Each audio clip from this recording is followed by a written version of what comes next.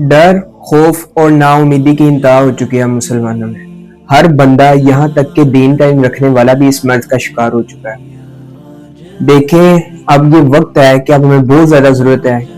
آپ صلی اللہ علیہ وسلم کی زندگی کا مطالعہ کریں، صحابہ کی زندگیوں کو دیکھیں، اور جتنے بھی ہمارے بڑے گزرے ہیں جنہوں نے اس دنیا کو فتح کیا اور اسلام کی سربلندی کی، ان کا مطالعہ کریں، اس کو سمجھیں، غور و فکر کریں، اس پر عمل کریں، اور پھر جتنا ہو سکے اس نالج کو لوگوں کے ساتھ شیئر کریں جو خواب غفلت میں ہیں۔ حدیث کے الفاظ ہیں، طلب العلم فریضۃ علی کل مسلم، علم حاصل کرنا ہر مسلمان پر فرض ہے۔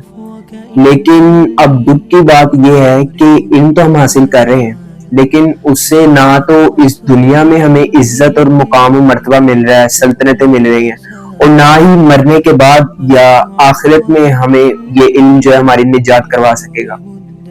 اس لیے وہ علم حاصل کریں اور پھر عمل کریں کہ جس کو ہمارے آباء و اجداد نے فالو کیا، تو پھر اللہ نے ان کو اس دنیا میں بھی عزت مقام دیا اور آخرت میں بھی اللہ نے ان کو اعلیٰ سے اعلیٰ مقام عطا کرنے کا وعدہ کیا۔ اللہ پاک سے دعا ہے کہ ہم سب مسلمانوں کو اس پر عمل کرنے کی توفیق عطا فرمائے، آمین یا رب العالمین۔